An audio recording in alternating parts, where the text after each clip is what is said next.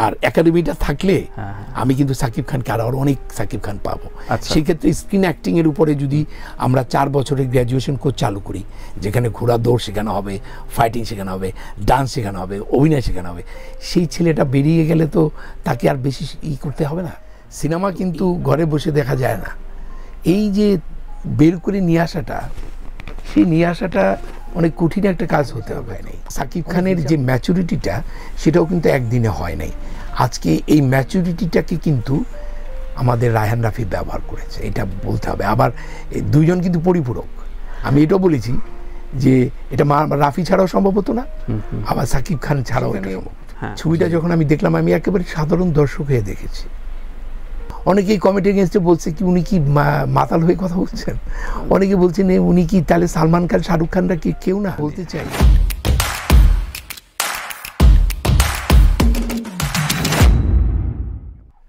আমি যে কথা বলেছি সেটা হচ্ছে যে এই মহাদেশের এই মুহূর্তে মানে সাকিবের মতো নায়ক কয়জন আছে, নায়ক শব্দটা ব্যবহার।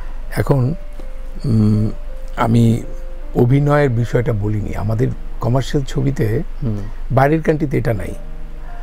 আমি মাঝে মাঝে ভাবি যে গান না থাকলে কি নায়ক হয়, আচ্ছা প্রেম না থাকলে কি নায়ক হয়, হয়তো নায়ক হিসেবে অ্যাকসেপ্ট করবে না। বাইরের কান্ট্রিতে কিন্তু এই নায়কের কনসেপ্ট, নায়ক নায়িকার কনসেপ্ট অন্যরকম, আমাদের সাবকন্টিনেন্টে কিন্তু অন্যরকম, তাই না? অনেক নায়ক আছেন দেখতে সুদর্শন, অসম্ভব সুন্দর, কিন্তু তার অভিনয়টা হয়তো ভালো লাগে না, কিন্তু তাকে নায়ক হিসেবে অস্বীকার করা যায় না। আবার অনেক আছে এত ভালো অভিনয় করেন তাকে কেউ নায়ক হিসেবে অ্যাকসেপ্টই করবে না, তাই না? তো আমি সবসময় বলি নায়ক যখন ভালো অভিনেতা হয় সে তো উত্তম কুমার হয়। হ্যাঁ, তো আমার কাছে যেটা মনে হয়েছে যে আমি একটু বলতেই চাই, সেটা হচ্ছে আমার একটা আড্ডা হতো। আচ্ছা, 5 বছরে আড্ডাটা ছিল। 3 মাস পর পর আমরা একটা বসতাম, কারা কারা? আমি, চাষী নজরুল ইসলাম, আল্লাহ তাকে ব্যস্ত নসিব করুক, এবং বাবুল বিশ্বাস আমার এক বন্ধু, আরেকজন ফরিদ ভাই বলে আমার এক বন্ধু। যেটা হচ্ছে আমরা একটা আড্ডা দিতাম। আচ্ছা, সেই আড্ডা দিতে গিয়ে আমরা রেগুলার নানা বিষয়, চাষিদা কখন কিভাবে মধুবালার সাথে দেখা করলো 16 বছর বয়সে, কিভাবে সে সিনেমায় আসলো, কত কথা।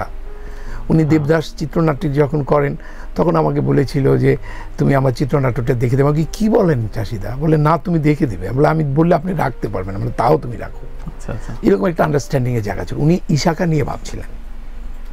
আচ্ছা, ইশাকা যে ছবিটা করবে সেখানে সাকিব খানকে নিয়ে সিনেমাটা করবে। তখন ওনাকে আমি বলেছিলাম বাংলাদেশে খুব সুদর্শন নায়ক হচ্ছে সাকিব খান, কিন্তু আমরা করি কি এত ব্যবহৃত হই। আমি পৃথিবীর কোনো অভিনেতা আছে 900 ছবিতে অভিনয় করেছে, আপনি যদি নিয়মিত স্ক্রিনে আসেন আপনার কিন্তু দেখতে ভালো লাগবে না, একসময় অনেক ভালো জিনিসও খারাপ লাগা শুরু করবে। কিন্তু এই যে ওভার ইউজ, বারবার ব্যবহার করা, তাই না? কিন্তু এই সাকিব খানের এই যে ছবিটা দেখলাম, আমি কিন্তু তুফানটা দেখেছি অনেক পরে, এই যে শিল্পীরা মিলে এটা দেখলাম, এবং দেখার রিলিজের আগে কেমনে দেখবো, আমরা তো ডাবিং এর নিজের অংশ যেটুকু দেখেছি, ওটা দেখার কোনো স্কোপ নাই। আর খুব স্ট্রাগল করে ওরা ছবিটা বানিয়েছে খুব অল্প সময়ের মধ্যে। তো সেখানে ছবিটা যখন আমি দেখলাম, আমি একেবারে সাধারণ দর্শক হয়ে দেখেছি।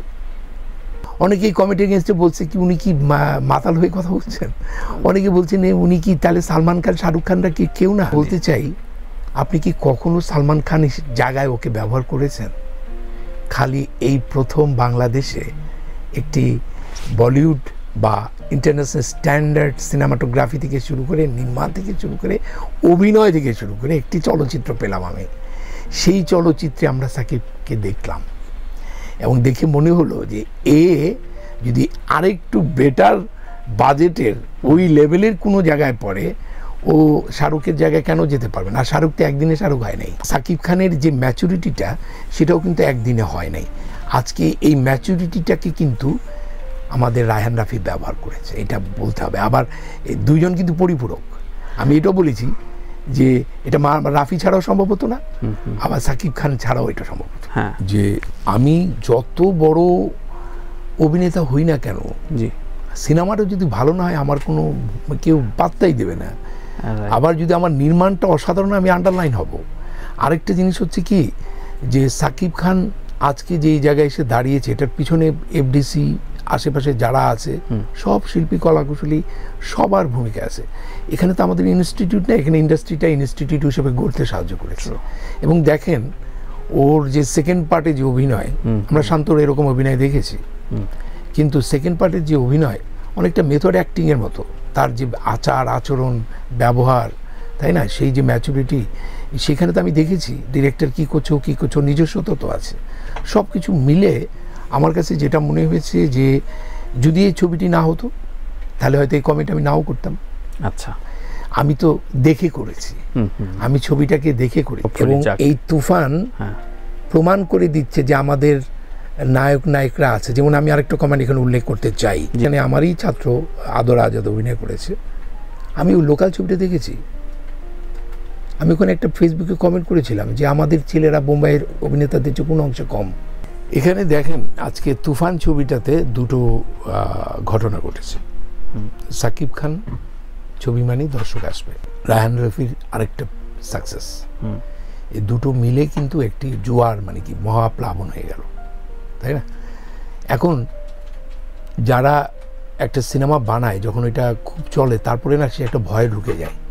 এখন অনলাইনের দর্শক আর সিনেমার দর্শক তো একটু ডিফারেন্ট, ও ঘর ছেড়ে বাইরে আসতে হয়, তাই না? ধরেন বাবা সিনেমাটা দেখাচ্ছে না, মা মেয়ে বারবার বলছে তুমি আমাকে দেখাও না, বলে আচ্ছা ঠিক আছে, কিন্তু ও আর না পেরে তারপর তাকে নিয়ে বেড়ে আসতে হয়। সিনেমা কিন্তু ঘরে বসে দেখা যায় না। এই যে বের করে নিয়ে আসাটা, সেই নিয়ে আসাটা অনেক কঠিন একটা কাজ হতে হবে, তো অনেক হিসাব নিকাশ করতে হবে। সিনেমা দর্শক আরেকটা ভুল ক্রাইসিস হচ্ছে, এটিএম শামসুজ্জামান উনি আমাকে একটি কথা বলেছিলেন, খুব ভালো চিত্রনাট্য দিতেন এবং মোল্লাবাড়ির বউ ওনার এবং মাসুম রেজার জয়েন্ট একটি অসম্ভব। উনি একটা কথা বলেছিলেন যে রাকায়েত শোনেন, চিত্রনাট্যকারকে অডিয়েন্সে বসতে হবে। যে এই যে সাকিব খান একাডেমির প্রয়োজনটা কি জানেন? একাডেমি যদি আপনি ফলো না করেন তাহলে গুরু আপনাকে 20 বছরে বিদ্যা দিবে আর একাডেমি আপনাকে 2 বছরে দিয়ে দিবে। বুঝতে পারছেন? টাইমটা নষ্ট হয়। আজকে একাডেমি নাই বলি একজন সাকিব খানের জন্য আমার 20টা বছর অপেক্ষা করতে হয়েছে। আর একাডেমিটা থাকলে আমি কিন্তু সাকিব খানকে আরো অনেক সাকিব খান পাবো। সেই ক্ষেত্রে স্ক্রিন অ্যাক্টিং এর উপরে যদি আমরা 4 বছরের গ্র্যাজুয়েশন কোর্স চালু করি, যেখানে ঘোড়া দৌড় শেখানো হবে, ফাইটিং শেখানো হবে, ডান্স শেখানো হবে, অভিনয় শেখানো হবে, সেই ছেলেটা বেরিয়ে গেলে তো তাকে আর বেশি করতে হবে না। তো এই কারণে আমি মনে করি আমাদের নতুন প্রজন্মে যারা নিজে শিখছে, তাই না, আজকে কিন্তু ইন্ডাস্ট্রি এখানে ইনস্টিটিউটের কাজ করছে সাকিব খানের জন্য। আমার কাছে যেটা মনে হয়েছে ওরকম না, কিছু ছোট ক্যারেক্টার এখানে তুফানে কে অভিনয় করেছে? মিশা সওদাগর, আমি, লাবলু, এখানে এই চঞ্চল, কোথায় এটা আমরা একটা ভুল ইংরেজি বলি, কলৌকুয়ালি ল্যাঙ্গুয়েজ।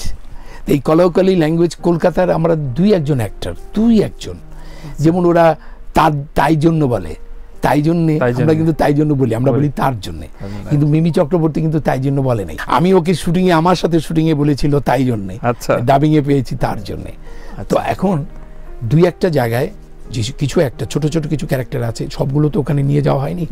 সেই ক্ষেত্রে কিন্তু আমাদের রাজশাহীতে ওরকম অ্যাকসেন্টের লোক কি বাংলায় নাই? আছে তো।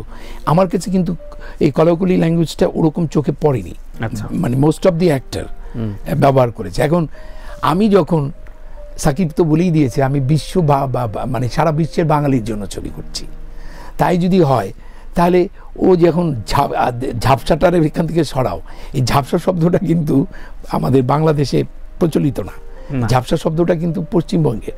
কিন্তু আমি কি আমার মার্কেটটা পশ্চিমবঙ্গ চিন্তা করব না? এগুলো মূল ছবিকে বাধা দেয়নি। আচ্ছা, একেবারেই দেয়। আসলে যে জিনিসটা হচ্ছে কি, একজন তো যেমন এখানে আমি যদি বলি, মিমির যে চরিত্রটি ও অভিনয় করেছে, ওর যে ভোকাল ডেলিভারি এবং ওর চরিত্রটা ওর রেশনালাইজ করা হয়েছে যে ও কলকাতারই মেয়ে, বাংলাদেশে মুক্তিযুদ্ধের সময় এসেছে। এবং আরেকটি আমার কাছে মনে হয়েছে এই যে ডান্সটা ও দুষ্ট কোকিল, এবং না খুব একটা পরিচিত ফেজ হলে ভালো লাগতো না। বাংলাদেশের একটি কমন নায়িকা এটা করছে, এটা নায়িকাদের মন খারাপ করার কিছু নাই। নায়িকাদের কাজ কি ও করেনি? যেমন আমি যদি সুরঙ্গতে দেখি, সুরঙ্গতে কি ওখানে আমাদের ইয়াকে ব্যবহার করে নাই? তো ডিরেক্টরকে কিছু ক্ষেত্রে ওর কাস্টিংয়ের ক্ষেত্রে আমার কাছে মনে হয়েছে ও ও হয়তো যেমন কাউকে কাস্টিং করা না করা মানে এই নয় যে সে খারাপ অভিনেতা। কাস্টিং ডিরেক্টর বলে একটা ব্যাপার আছে। একটা ডিরেক্টর মনে হয়েছে, আমার কেন জানি মনে হয়েছে ও কাস্টিংয়ের পয়েন্ট অফ ভিউতে মিমিকে কাস্টিংটা করেছে আর কি। এখানে ভবিষ্যতে হবে এবং আমরা সবাই আরেকটা রায়হান রাফি তৈরি করি।